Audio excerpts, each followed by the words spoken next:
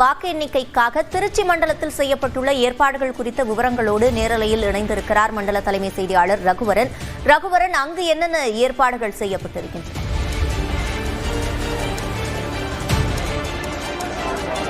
திருச்சி மாவட்டத்தில் உள்ள 5 சட்டமன்ற தொகுதிகளை எண்ணும் ஜமால் முகமது கல்லூரியில் வாசலில் தான் நம்ம தற்போது இருக்கிறோம். இறுதிக்கட்டமாக தற்போது வேட்பாளர்கள், பணியாளர்கள் அனைவருமே உள்ளே செல்லக்கூடிய காட்சிகளை நம்ம தற்போது பார்த்து கொண்டிருக்கிறோம்.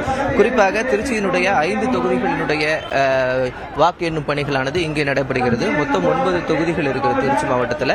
மீதி 4 தொகுதிகள் புலியூர் பகுதியில் இருக்கக்கூடிய ஒரு கல்லூரியில் நடைபெற இருக்கக்கூடிய நிலையில் இந்த ஜமால் கல்லூரியின் முன்பாக பார்த்தீங்கன்னா பாதுகாப்பு ஏற்பாடுகள் தீவிரப்படுத்தப்பட்டிருக்கிறது. மாவட்டம் முழுவதும் சுமார் 2000 போலீசார் பாதுகாப்பு பணியில் ஈடுபட்டு இருக்காங்க. மிகுந்த கட்டுப்பாட்டிற்கு இடையே பூத் ஏஜென்ட்டுகள் மற்றும் பணியாளர்கள் உள்ளே அனுமதிக்கப்பட்டு வரக்கூடிய காட்சிகளை பார்க்கலாம். குறிப்பாக எந்த விதமான ஆயுதம் தாங்கிய பொருட்களோ அல்லது பென்சில் போன்ற பொருட்கள் கூட உள்ளே அனுமதி கிடையாது. கையில் இருக்கக்கூடிய காப்புகளிலிருந்து ப்ளூடூத் இயர்போனிலிருந்து ஸ்மார்ட் வாட்ச்கள் முதல் எதுவுமே உள்ளே அனுமதி கிடையாது என்று கடுமையான செக்கிங்க்கு பிறகு தற்போது பணியாளர்கள் முதல் பூத் ஏஜென்ட்டுகள் வரை உள்ளே அனுமதிக்கப்படுகிறாங்க. சரியாக ஒரு 7:30 மணிக்கு இந்த ஸ்ட்ராங் ரூம் என்பது மாவட்ட தேர்தல் கண்காணிப்பாளர் முன்னிலையில் திறக்கப்பட்டு அதிலிருந்து வாக்கு எண்ணும் அந்த எந்திரங்கள் எல்லாம் எடுக்கப்பட்டு சரியாக 8 மணிக்கு இந்த பணியானது தொடங்க இருக்கிறது. 8 மணி முதல் 8:30 மணிக்கே அந்த முதற்கட்ட அந்த வாக்குப்பதிவினுடைய விவரங்கள் தெரிய வந்துவிடும். குறிப்பாக இந்த 8:30 மணிக்கு பிறகு பார்த்தீங்கன்னா வாக்கு எண்ணும் பணிகளில் 14 மேஜைகள் போடப்பட்டிருக்கிறது.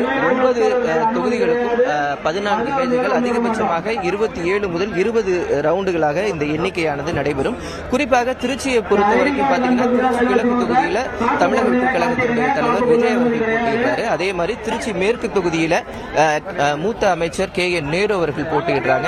திருவெரும்பூர் தொகுதியில் அமைச்சர் அன்பில் மகேஷ் பொய்யாமொழி போட்டியிடுறதுனால அனைவருடைய வாக்கு எண்ணும் மையமும் இந்த ஒரே மையமாக தான் இருக்கிறது. அதனால மிக முக்கியத்துவமான சென்சிட்டிவான பகுதியாக இந்த பகுதி இருக்கிறதுனால பாதுகாப்பு தீவிரப்படுத்தப்பட்டு இருக்கிறது. தேர்தல் ஆணைய விதிமுறைகள் படி 100 மீட்டர் இடைவெளிக்கு முன்பே வாகனங்கள் எல்லாம் நிறுத்தப்பட்டு அடையாள அட்டை இருப்பவர்கள் மட்டுமே இந்த 100 மீட்டர் தூரத்துக்குள்ளே அனுமதிக்கப்படுகிறார்கள். சுமார் 288 கேமராக்கள், CCTV கேமராக்கள் பொருத்தப்பட்டு CCTV கேமராக்கள் மூலமாகவும் இந்த கண்காணிப்பு பணிகள் தீவிரப்படுத்தப்பட்டிருக்கிறது.